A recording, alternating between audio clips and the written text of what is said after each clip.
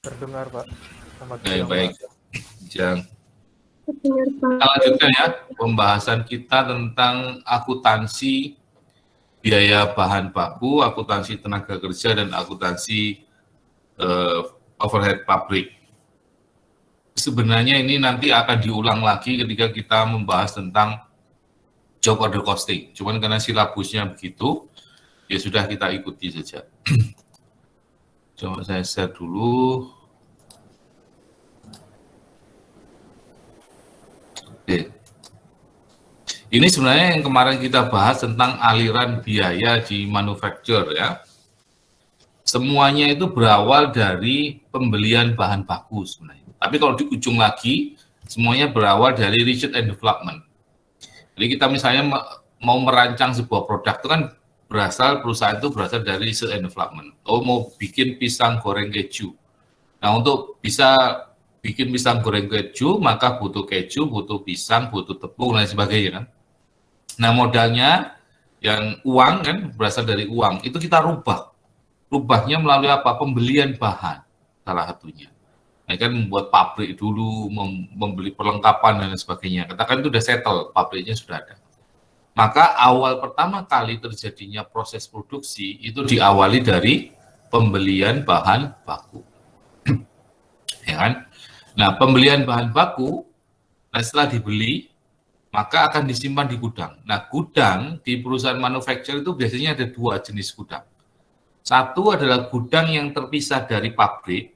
Pabrik itu kalau saya sering sebutnya floor ya. Jadi ada istilah namanya floor, lantai. Lantai itu maksudnya adalah pabrik tempat proses produksi berlangsung. Biasanya terpisah dari gudang. Tetapi di dalam floor itu ada gudang juga. Biasanya sementara sebelum bahan itu masuk ke mesin di proses produksi, itu ada tempat penyimpanan khusus di mana di floor-nya itu ada gudangnya sendiri.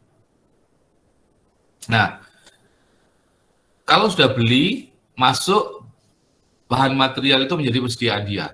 Gitu ya.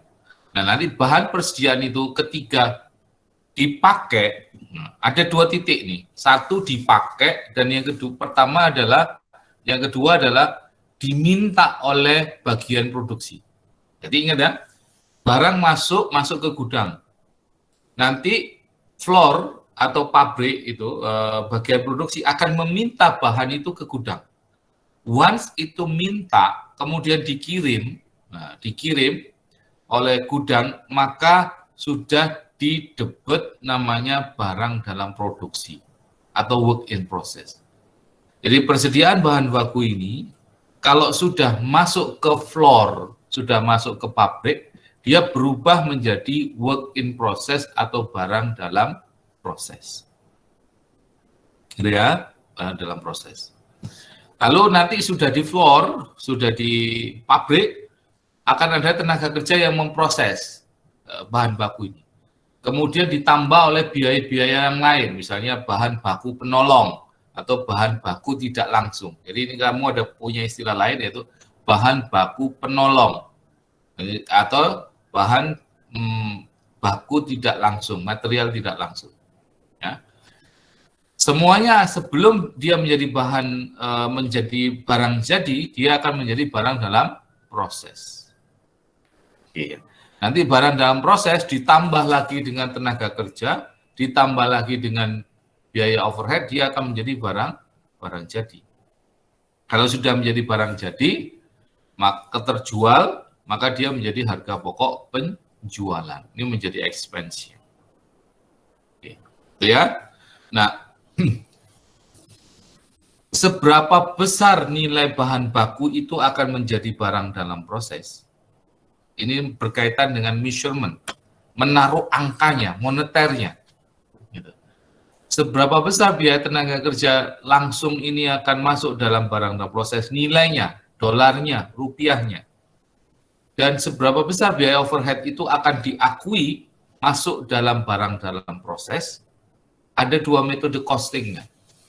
Satu yang kita kenal dengan metode actual costing, yang kedua disebut normal costing atau standar costing. Oke. Apa itu actual costing? Nilai yang kita masukkan, nilai persediaan yang kita masukkan sebagai barang dalam proses, work in process, dan nanti akan terbawa sampai menjadi barang jadi, adalah nilai aktual yang terjadi.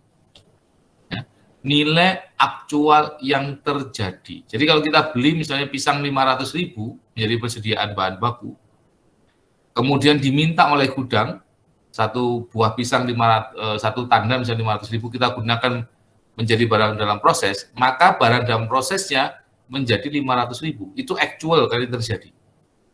Begitu juga tenaga kerja langsung, berapa upah yang kita bayarkan kepada pegawai kita, worker kita untuk memproses pisang itu menjadi pisang goreng misalnya. Itu angka aktual. Nah, overhead ini sebenarnya ngulangi kita. Overhead itu bukan biaya aktualnya yang terjadi yang dimasukkan ke dalam barang dalam proses. Nah, ingat ya, overhead bukan angka aktualnya yang dimasukkan dalam barang dalam proses, tetapi adalah angka standarnya atau angka budgetednya atau angka anggarannya. Karena itu costingnya disebut dengan normal costing atau standar costing. Ingat ya, kalau sudah masuk dalam barang dalam proses, cost itu berarti masuk dalam produk. Ingat ya, jadi semua 3 jenis biaya, material, tenaga kerja langsung, overhead pabrikasi, itu akan masuk dalam produk. Maksudnya masuk dalam produk apa? Masuk dalam barang dalam proses dahulu, nanti menjadi barang jadi. Kalau terjual, baru dia menjadi expense. Oke, ingat-ingat itu ya.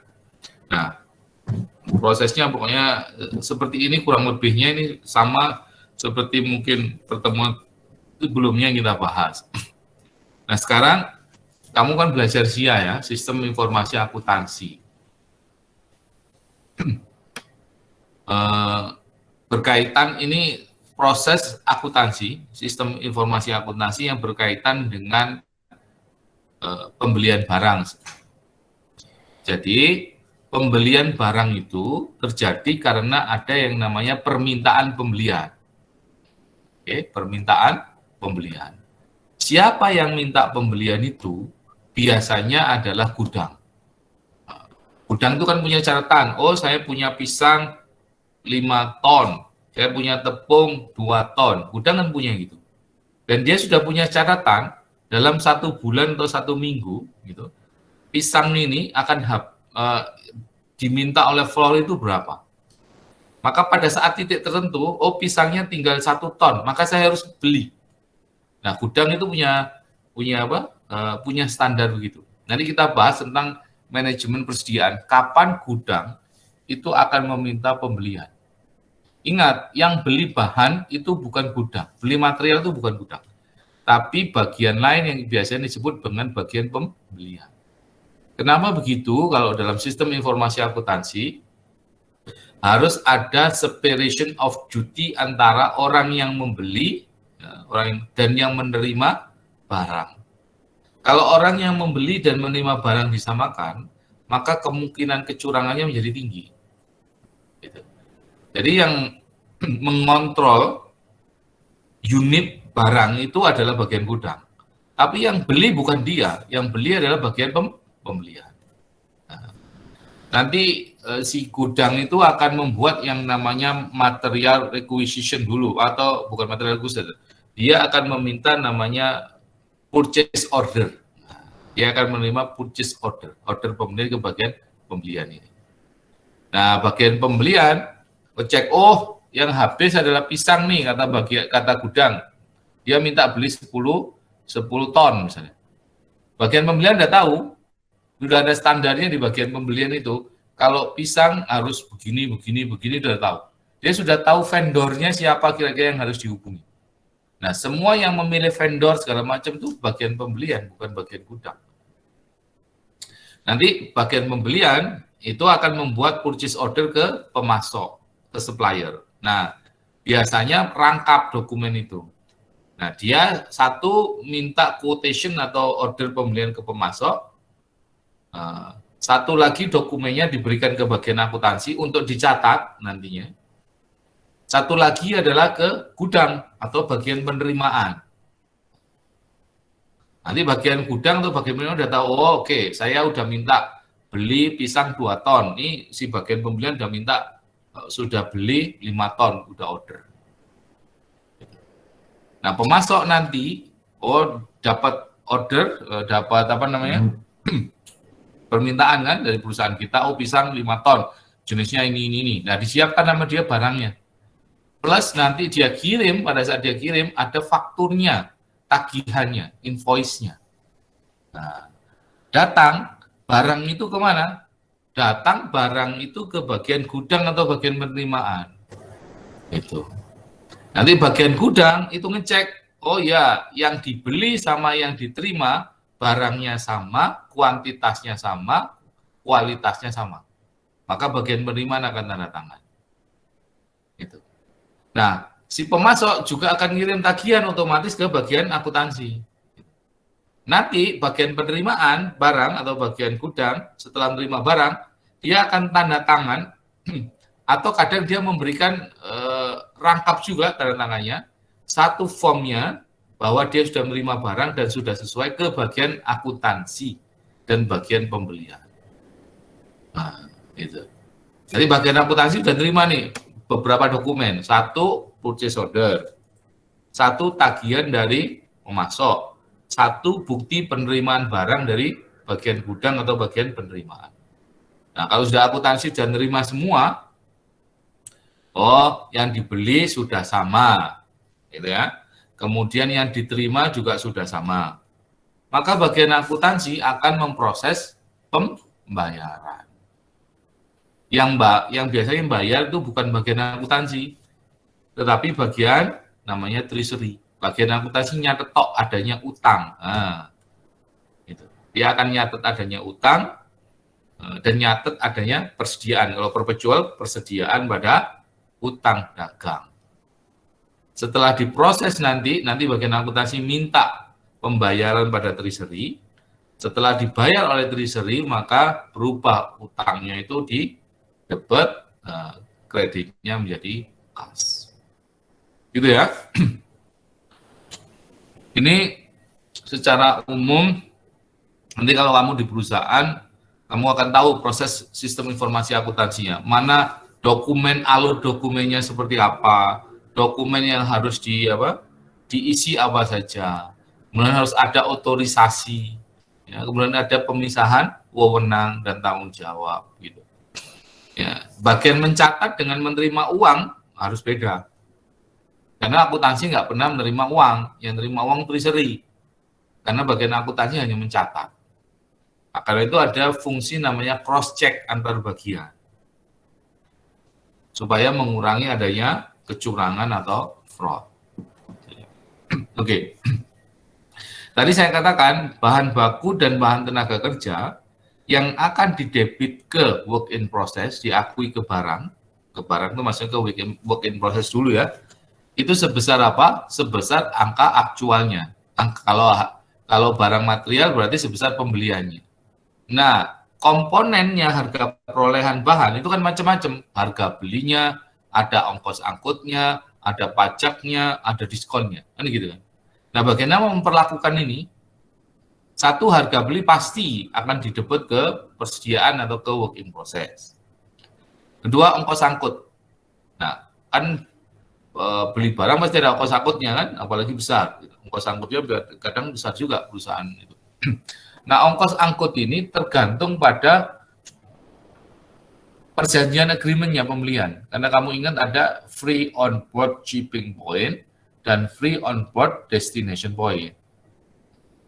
Kalau FOB shipping point, artinya pada saat dikirim, belum nyampe ke gudang kita, barang itu, masih dikirim oleh supplier, barang itu sudah berpindah tangan ke kita. Nah, kalau itu maka biaya ongkos angkutnya itu tanggungannya kita yang beli. Karena itu ongkos angkut masuk sebagai komponen harga perolehan. Pajak pasti menambah. Jadi kalau ada pajak, ada PPN-nya gitu ya, PPN BM atau PPN itu pasti masuk komponen harga perolehan. Jadi kalau kita beli barang 10.000, nanti kita akui di neraca kita sebagai persediaan enggak 10.000, pasti di atas itu. Atau bisa jadi di bawah. Tapi kemungkinan besar di atas. Kenapa? Karena ongkos angkut kita tambahkan, pajak kita tambahkan. Kecuali ada diskon ya. Nah, diskon pembelian itu mengurangi harga perolehan sebenarnya. Jadi kalau kamu lihat, kamu ke mall-mall itu ya, harga baju 500.000, diskon 20%, net menjadi 400.000. Sebenarnya harga aslinya itu yang net tuh. Harga aslinya yang net. Maka kalau ada diskon atau ada return pengembalian, maka itu mengurangi harga pokok perolehan bahannya. Jadi ingat ya. Jadi angka yang kita taruh di neraca, baik itu nanti menjadi persediaan barang baku, atau nanti kalau sudah diproses produksi, itu masuk ke work in process, kalau sudah jadi, masuk menjadi barang jadi, kan tetap di neraca semua itu prosesnya. Karena dia adalah produk cost, biaya produk. Maka dia tidak menjadi expense selama belum terjual. Maka yang kita masukkan dalam neraca, termasuk harga belinya, ongkos angkutnya kalau dia FEB shipping point, termasuk pajaknya, tapi dikurangi diskon dan return. Ya, di sini saya kira nggak ada masalah, kalian harusnya mengerti karena kalian sudah belajar PA1, kalian sudah harusnya belajar juga tentang sistem informasi akuntansi. Harusnya sekarang belajar sistem informasi akuntansi.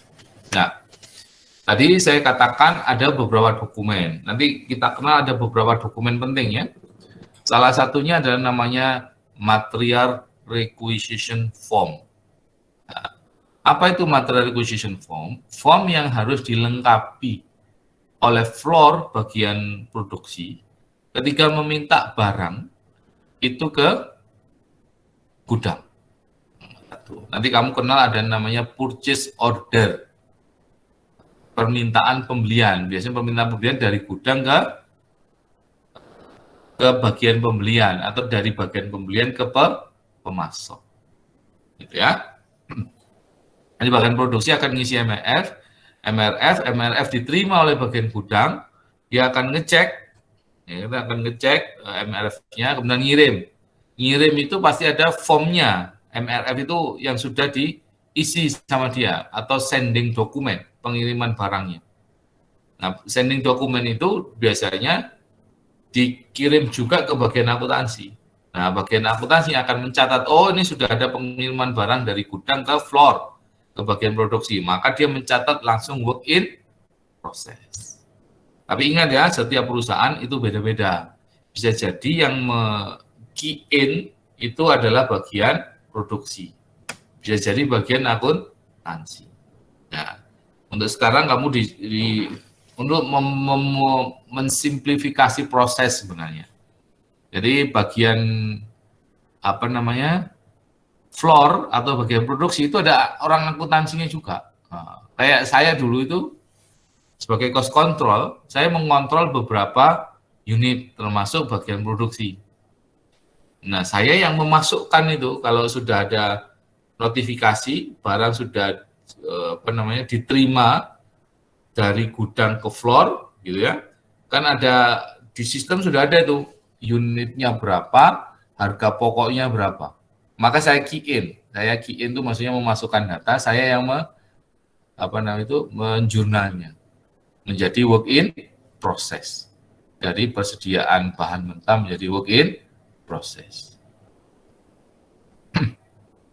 Gitu ya. Nah, sekarang yang penting di chapter ini kamu tahu arusnya, alurnya. Yang kedua adalah bisa melakukan pencatatan atau rekognisinya atau pencatatan jurnalnya, gitu ya. Jurnalnya nggak terlalu banyak sebenarnya. Jadi nyatatnya dua yang kamu bisa ya. Satu mencatat di jurnal umum, satu mencatatnya di akunnya. Yang kita sering sebut sebagai T-account masing-masing, di akun masing-masing itu. Oke, sekarang contoh ya. Kalau saya membeli bahan ini sudah masuk ya, sudah order ke mana? Ke ke suppliernya. Bahan material, direct material 15.600.000 bahan baku langsung itu material, direct material, sama bahan baku pembantu 4.400.000. Kita udah beli nih. Ketika beli, shipping point dikirim, ada notifikasi, gitu ya. Atau kalau destination masuk sudah di bagian gudang sudah menerima, maka saya accounting akan mencatatnya apa? Persediaan bahan baku pada utang dagang. Gampang ya? Tapi kalau kamu baca bukunya Hongren, yang di debit ini metode perpetual, ya, bukan metode periodik. Kalau dia metode perpetual, maka kalau saya lebih suka mencatatnya material control. Nah, jadi semua akun, ini kan akun nih, persediaan bahan, hutang dagang, barang dalam proses, itu namanya akun kan, kamu udah kenal tuh. Masing-masing item dalam laporan keuangan itu disebut akun, yang nanti kita nomori masing-masing, gitu kan. Kalau belakangnya ada control, maka itu ada rinciannya. Material control, berarti materialnya itu ada bahan baku langsung, ada bahan baku pembantu. Ada ininya, ada macam-macamnya. Bahan baku langsungnya pun jenisnya kan buahnya. Nah, itu namanya control. Atau bahasa Indonesianya pengendali persediaan bahan. Ada kontrolnya. Kalau di bahasa Indonesianya kan pengendali ya. Kita mendebet persediaan bahan, kontrol pengendali persediaan bahan 20 juta, utang dagang kita kredit 20 juta kita punya utang. Oke. Nah, kemudian terjadilah material requisition form. Si floor meminta ke gudang. Ya minta nih, minta sebesar berapa? 14.900.000, ini bahan baku langsung. Dan dia meminta bahan baku penolong atau bahan baku pembantu 1.600.000. Ingat, ketika minta sudah dikirim ke bagian floor atau bagian proses produksi, maka persediaan bahan ini akan kita kredit. Yang di debit apa? Berubah dia kalau sudah masuk bagian produksi, bahan bakunya berubah menjadi barang dalam proses. Ini yang untuk direct material. Langsung di debit barang dalam proses, kemudian kreditnya persediaan bahan. Ingat, karena sudah nggak di gudang lagi. Kalau di gudang namanya persediaan bahan. Kalau di floor namanya barang dalam proses. Kalau sudah jadi, dikirim ke gudang lagi, maka menjadi persediaan barang jadi. Kalau selama masih dalam pabrik, belum jadi, maka dia menjadi work in process. Untuk direct material. Sedangkan bahan pembantu, penolong atau pembantu, ini kan bukan direct material, tapi ini adalah overhead. Nah, ingat overhead tadi tidak pernah kita bebankan ke produk langsung yang betul-betul terjadi. Ini kan betul-betul diminta oleh bagian produksi 4.400.000 nih. Nah, nggak boleh kita bebankan ke cost of product, nggak boleh kita bebankan ke produk, nggak boleh kita bebankan ke barang dalam proses. Nanti yang dibebankan dalam proses adalah overhead angka standarnya atau angka anggarannya. Actualnya nggak boleh dicatat sebagai work in process, nggak boleh masuk dalam persediaan. Ingat-ingat itu ya. Semua overhead pabrik, angka aktual yang terjadi itu tidak dibebankan ke produk. Kalau dibebankan ke produk, berarti ke work in process dan barang jadi. Nah, maka nggak boleh kita debit ke work in process kalau itu overhead pabrik. Lalu kemana Pak? Kita punya akun tersendiri untuk mencatat actual overhead, namanya pengendali overhead pabrik. Nah, jadi kalau terjadi biaya overhead pabrik, maka tidak dimasukkan ke work in process. Ingat-ingat itu ya. Tetapi dimasukkan di mana? Ke akun namanya pengendali overhead pabrik. Baru kreditnya persediaan bahan, karena tadi di awal metode perpetual kita mencatat ada persediaan bahan. Gampang ya, sampai di sini ya. Nah, ini satu, kamu harus bisa menjurnal ini. Yang kedua, mencatatnya dalam akun masing-masing. Nah, misalnya ini kan sudah ada berapa akun. Satu akun persediaan bahan. Pertama, debit 20 juta. Berarti tanggal 1 pembelian bahan bakar, debit ini kan 20 juta.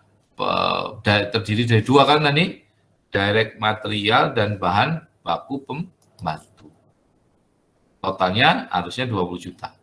Tapi yang kita pakai berapa? Nah, ini yang di debit, yang di kredit berapa? Persediaan bahan baku 14.900.000. Ini kan 14 juta ya, ini salah ketik nih. Harusnya ada satu angkanya, 14.900.000 sama 1.600.000. 14.900 sama 1.600.000. Berarti masih ada saldo. Masih ada saldo debit karena debitnya lebih banyak. 3.500.000 saldonya nanti pada akhir Maret. Gitu ya. Gampang.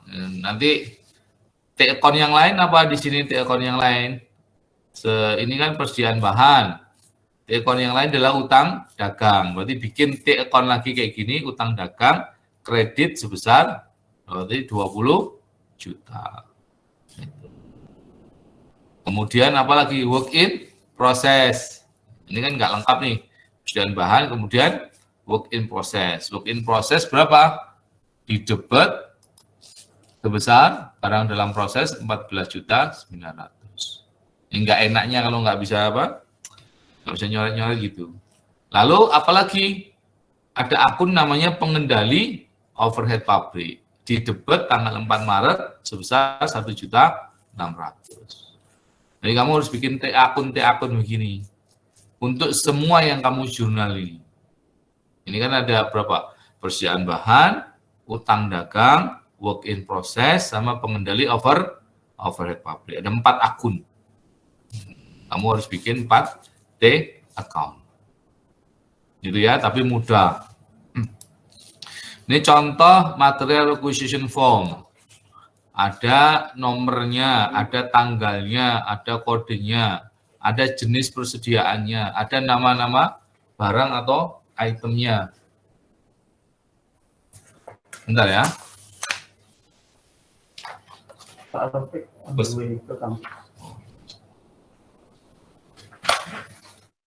Kampus ya. Iya, harus selesai lamin. Di hotel itu kan.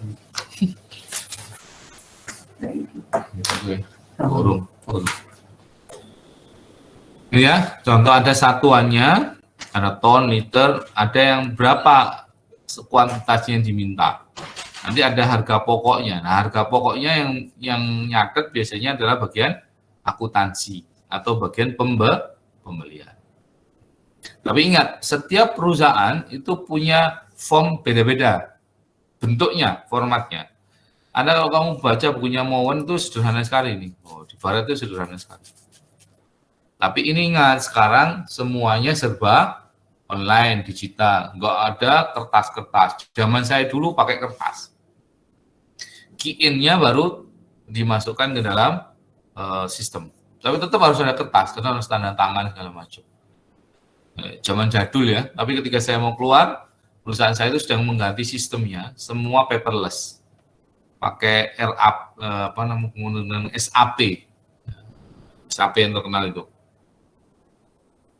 Semua otorisasi, kan ada otorisasi nih, signature. Siapa yang mengeluarkan barang itu harus jelas. Nah, kalau atau siapa yang meminta barang harus jelas.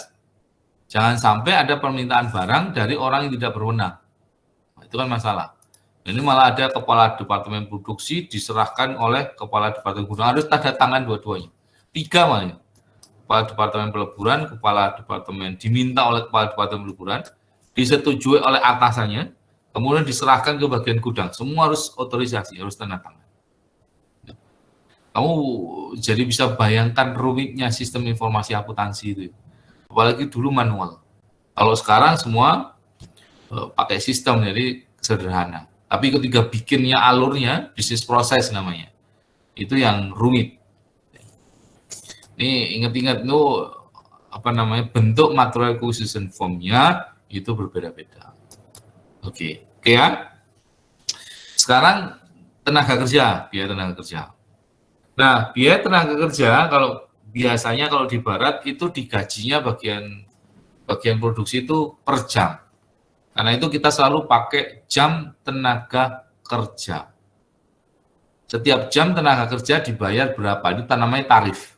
Ini kan kita ya, kamu pasti akan ada namanya jam tenaga kerja dan ada tarif per jam tenaga kerjanya.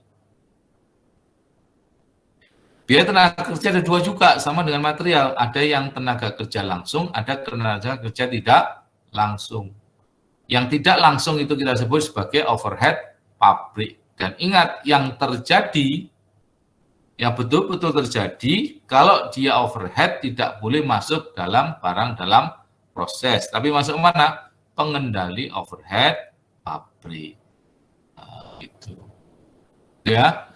Jadi misalnya 20 Maret waktunya gajian. Nah, kita akuntansi nyatet ada beban gaji produksi, ada utang gaji karena belum dibayar.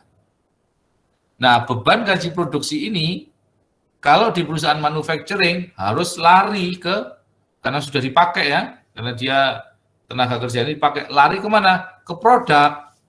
Nah, kalau lari ke produk kemana? Ke barang dalam proses. 9.200.000 ini untuk gaji siapa? Gaji tenaga kerja produksi 240 jam tenaga kerja dengan tarif 30.000 per jamnya, maka totalnya 7.200.000. Nah, 7.200.000 dibebankan kemana? Karena sudah dipakai kan ini, ke barang dalam proses. Nanti kreditnya adalah beban gaji produksi. Ini saya petik juga, ini harusnya 7.200.000. Nah, sisanya adalah utang gaji kepada mandor pabrik dan tenaga pemeliharaan fasilitas produksi. Nah, kemarin kita sudah bahas mandor, supervisor, maintenance, power adalah tenaga kerja. Kalau ada biaya tenaga kerjanya, maka biaya tenaga kerjanya adalah biaya tenaga kerja tidak langsung. Nah, ini kan dari 9.200.000 beban gaji, 7.200.000-nya adalah biaya tenaga kerja langsung, maka masuk barang dalam proses. Sisanya yang 2 juta adalah overhead. Nah, ini kan overhead yang betul-betul terjadi. Maka overhead yang betul-betul terjadi tidak boleh masuk ke barang dalam proses, tapi masuk ke pengendali overhead pabrik. Gitu ya. Dokumen mencatatnya kok tahu Pak, kok 9.200.000 ada per jam 240 jam. Nah, biasanya ada namanya job ticket. Nah, setiap orang itu berapa jam dia bekerja dan berapa tarifnya, itu dibuatkan dokumennya. Ini untuk mengerjakan jenis produk OK06 saya di Departemen Perburuan bulan Oktober. Ada 3 pegawai, ada Nur, ada Ahmad, ada Iksan. Berapa jam? 150 jam, 160 jam, 130 jam. Tarifnya segini, berarti totalnya sekian. Nah, kelihatan, itu namanya job ticket untuk mencatatnya. Dulu, absen itu ada kartu. Saya ngalami ya, saya nggak ngalami itu. Jadi kalau pabrik, orang anak pabrik itu ada kartu, dia dimasukkan ke dalam, kalau kita fingerprint ya, sekarang fingerprint, dimasukkan ke dalam kotak gitu, kluk, langsung dia jam berapa dia masuk. Persis kayak gini nih, ini job ticketnya. Dia masuk jam 8, stop jam 10, berarti totalnya 2 jam. Tarif per jamnya 9 jam. Jadi langsung tercatat. Oh, di komputer juga langsung tercatat. Berarti si Nur gitu ya, hari ini kerja 2 jam, tarifnya 9 jam, total 18 jam. Nah, ini untuk tiap nama pegawai. Nah, ini harusnya ada tanggalnya ya. Ada tanggal berapa, mulai jam berapa, stopnya jam berapa. Tanda tangan supervisornya. Ini untuk biaya tenaga kerja langsung. Nah, terakhir nih, yaitu overhead pabrik.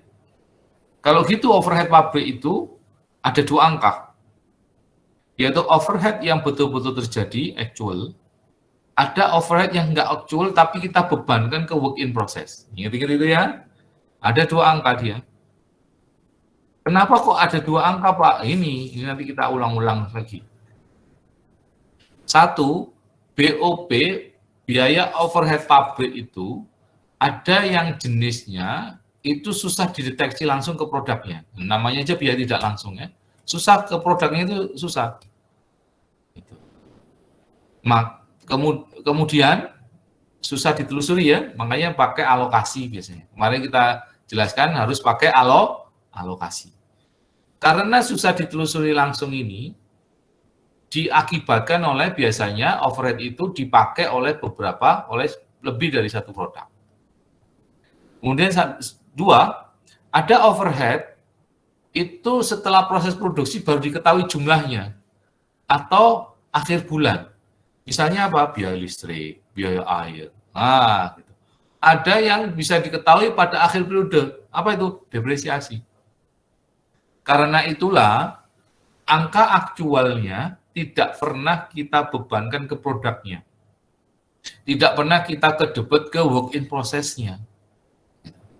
Yang kita bebankan ke work in process-nya adalah angka yang dibebankan atau angka anggarannya. Atau angka yang diaplikasikan. Nah, sekarang kamu punya beberapa istilah yang sama sebenarnya. Budgeted overhead atau applied overhead itu sama. Budgeted overhead atau applied overhead. Jadi overhead yang dibebankan, berarti yang di-applied ke work in process.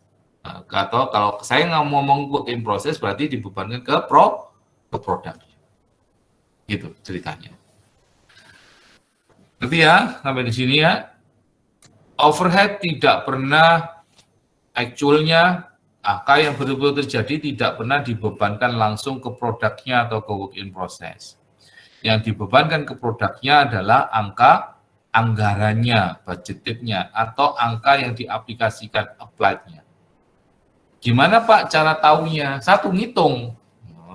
Bagaimana ngitungnya? Harus tahu total overhead-nya berapa, kemudian harus tahu dasar alokasi overhead-nya.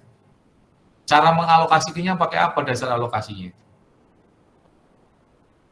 Nah, dasar alokasi, kamu camkan ini dulu ya. Ini kali kita akan pakai. Overhead itu biasanya, yang applied, itu dialokasikan 5 dasar biasanya. Yaitu jumlah unit yang diproduksi, atau biaya bahan baku langsung, dalam bentuk rupiah atau dolar ya, atau biaya tenaga kerja langsung, atau jam tenaga kerja langsung, atau jam mesinnya. Nah, 5 ini yang biasanya digunakan sebagai dasar mengalokasikan overhead. Itu hitung tarif sebenarnya. Tarif overhead. Ya, sampai di sini. Nah, contoh misalnya. Nanti ini ada cara menghitungnya ya. Satu, berarti kamu cara menghitungnya sebelum tahu tarif, kamu harus tahu total anggaran overhead-nya. Estimated overhead. Nah, istilah lain, applied, budgeted, atau estimated overhead. 3 nih, kamu sama sebenarnya. Misalnya kamu bikin pisang goreng sama menjes goreng. Ya, bikin pisang goreng sama menjes goreng. Kamu kan harus ngitung dulu berapa overhead yang akan kamu alokasikan ke pisang goreng, berapa overhead yang dialokasikan ke menjes goreng. Nah, berarti kamu harus tahu overhead-nya dulu berapa totalnya sebelum dialokasikan. Yang kedua nanti,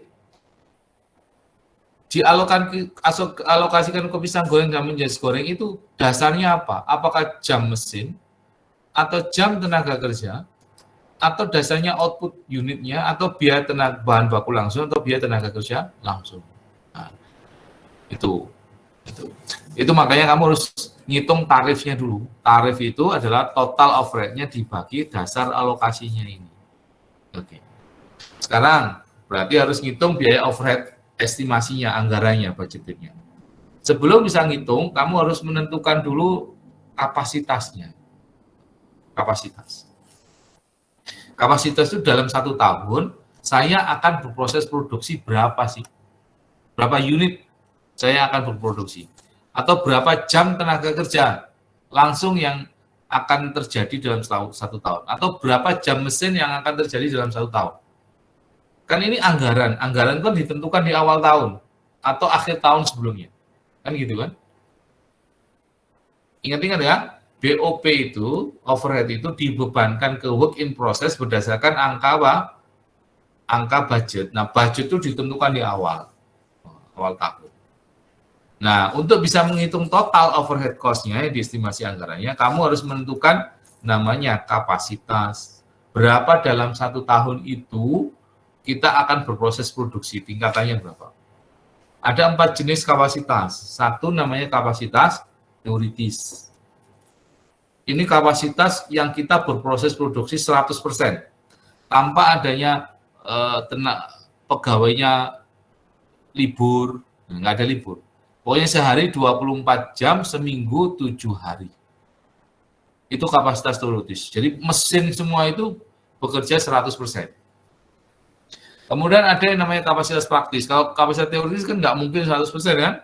Kalau praktis ini memperhitungkan dalam satu hari nggak mungkin 24 jam. Ya sudah, dalam 1 hari misalnya 10 jam biasanya. Dalam 1 minggu nggak mungkin 7 hari. Dalam 1 bulan nggak mungkin 30 hari. Kenapa? Karena pasti ada pemeliharaan mesin, gitu, ada kerusakan. Nah, itu kapasitas praktis. Ya. Lalu ada namanya kapasitas normal dulu. Kapasitas normal itu kita asumsinya, ini kan asumsi ya, kita tahun depan tuh berproses produksi rata-rata 5 tahun, sama dengan 5 tahun ke belakang. Jadi ke belakang 5 tahun ke 10 tahun, kita itu proses produksi dalam 1 tahun memproduksi 2.000 pisang goreng, rata-rata dalam tahun-tahun kemarin itu. Nah, itu namanya kapasitas normal. Oke. Satu lagi adalah kapasitas aktual yang diperkirakan. Nah, kalau kapasitas aktual yang diperkirakan ini, dalam 1 tahun, antar tahun itu bisa berbeda-beda, bisa naik turun. Misal, kita membuat anggaran untuk tahun 2023. Nah, kita memproyeksikan kita bisa jual pisang goreng itu berapa unit sih? Oh, ada inflasi misalnya. Oh, konsumsi pisang goreng akan turun tahun depan karena customer itu berbeda taste-nya. Nggak suka lagi pisang goreng, tapi sukanya pizza. Nah, itu kita ngitung betul, memproyeksikan betul dengan menggunakan asumsi-asumsi, itu namanya kapasitas aktual yang diperkirakan. Jadi kalau digambarkan, itu kayak gini. Kapasitas teoritis itu paling tinggi 100%. Di bawah itu kapasitas praktis, di bawah itu bisa kapasitas normal. Nah, yang naik turun, titik-titik ini, itu yang namanya aktual diperkirakan. Ya, ini kapasitas. Lanjut, ini contoh. Jadi kita tentukan dulu kapasitas produksinya.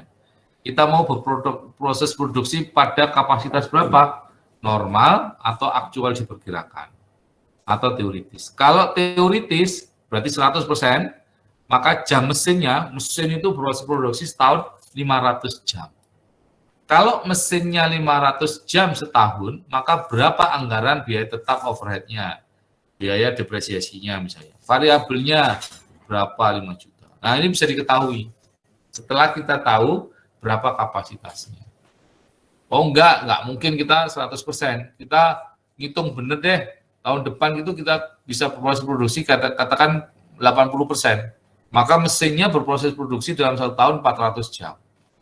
Kalau mesinnya bekerja 400 jam dalam 1 tahun, maka overhead tetapnya adalah 2 juta, yang variabelnya adalah 4 juta. Sehingga total overhead cost kita adalah 6 juta. Dan seterusnya. Oh enggak, di bawah itu aktual diperkirakan itu di bawah sekali. Misalnya hanya 30% ya nggak apa-apa, atau 25% ya nggak apa-apa. Tergantung pada proyeksi kita. Gitu ya. Contoh nih. Ini contoh jurnalnya. Ini yang tadi kalau terjadi, betul-betul terjadi ya, tanggal 4 Maret ada penggunaan bahan baku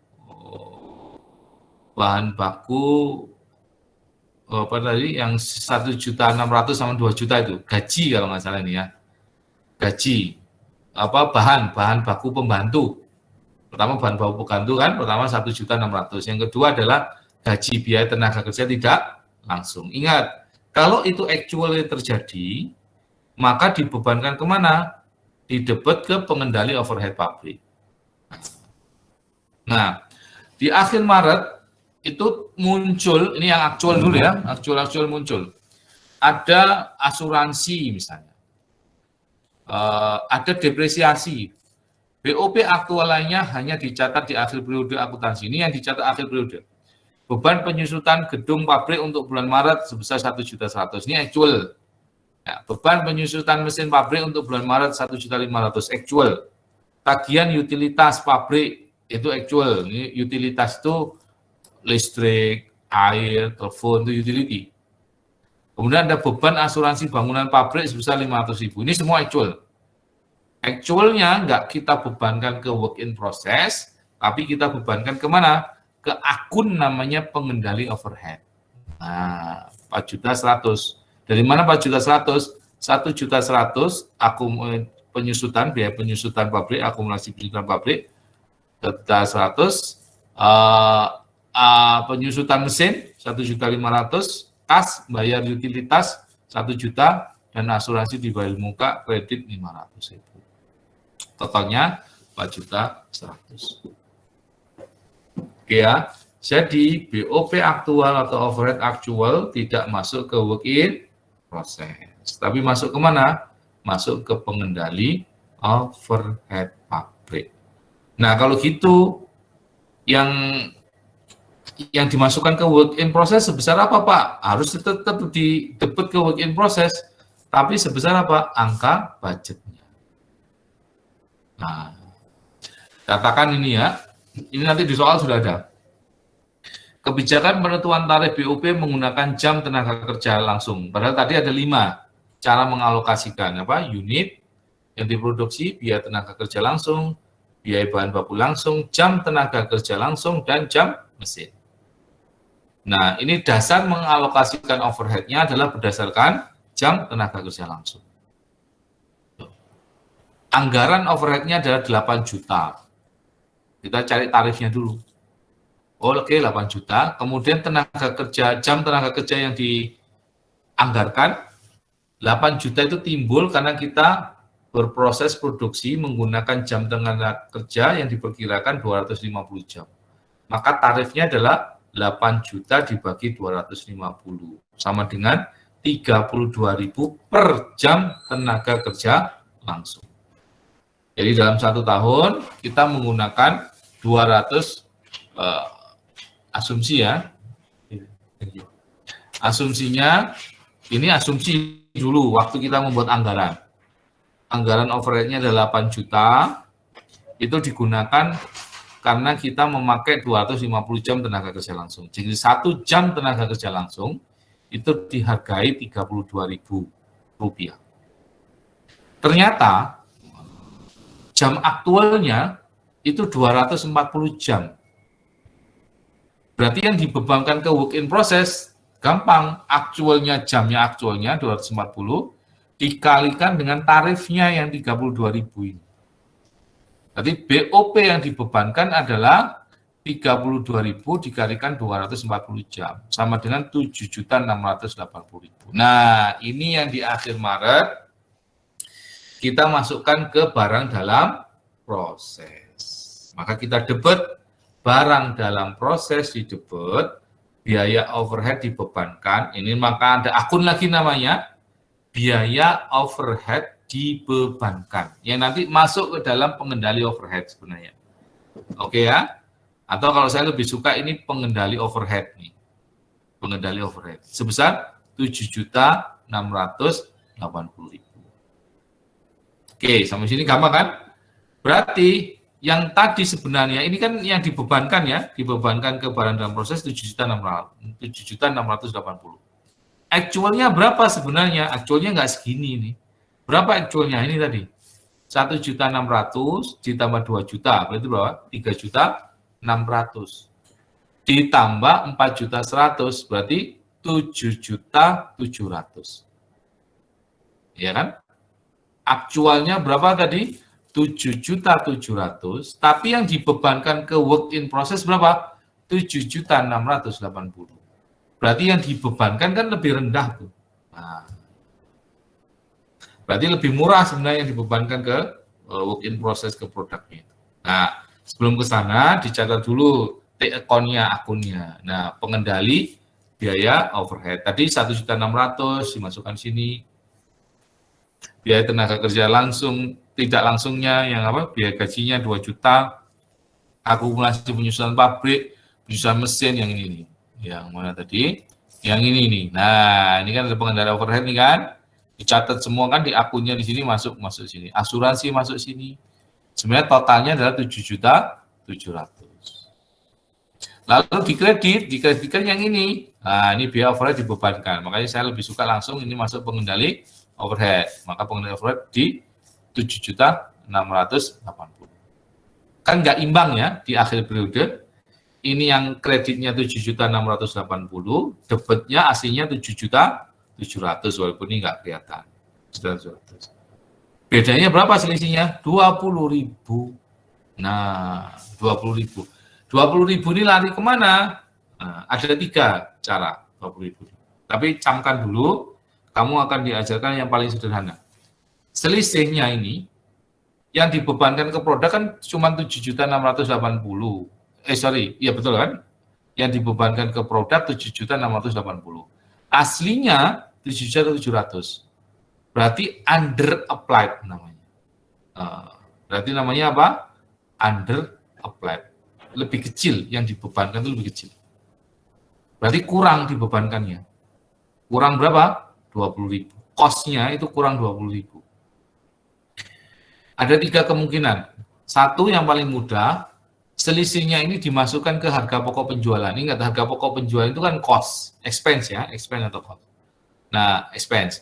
Maka ini langsung, selisihnya ini langsung didebetkan ke harga pokok penjualan. Nanti pengendalian overhead-nya dikredit 20.000. Nanti ada jurnalnya. Itu paling gampang. Camkan dulu deh, paling gampang ini. Walaupun ada 2 yang lain. Maka nanti, nah ini.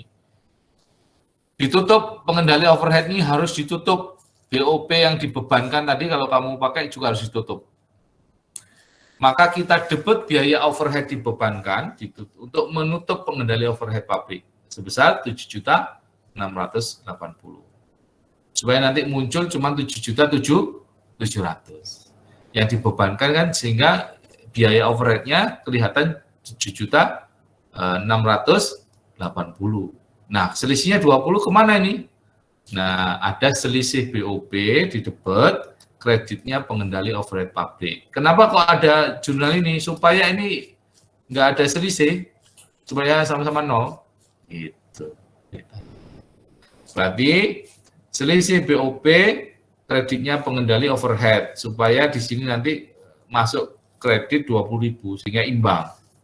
Nah, yang 20.000 masuk mana kalau begitu? 2.000 masuk ke, ini selisih BOP kan harus ditutup juga akhir periode.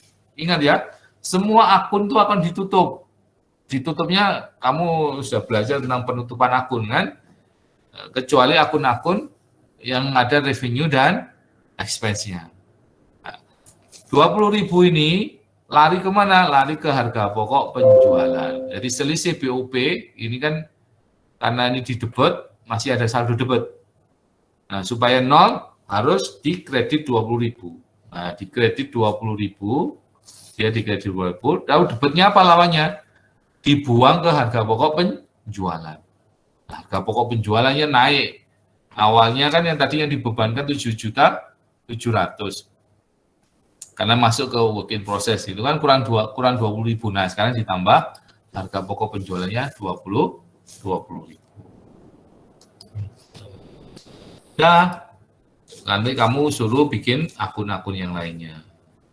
Ya. Sampai di sini ada pertanyaan? Nanti kamu latihan soal, ini nanti sebenarnya akan diulang lagi pada job order costing. Kalau nggak diulang lagi, nanti waktu bahas job order costing, selesai kita cuma laporan job order costing seperti apa. Karena itu nanti ini diulang lagi 2 kali, tapi saya mohon nanti siapa asistennya bahas soal-soal ya, jurnal, sama ngisi material requisition macam-macam itu. Oke, ada pertanyaan? Gampang kok ini, kamu harusnya udah biasa jurnal kan, supaya terlatih, kamu harus banyak latihan memang untuk jurnal ini. Oke ya, ada pertanyaan? Udah, kalau nggak ada pulang ya Noah ya, kamu udah geleng-geleng tuh. Nanti kamu boleh istirahat. Oke, nanti sama Mbak siapa itu asistennya tuh? Kamila, Pak.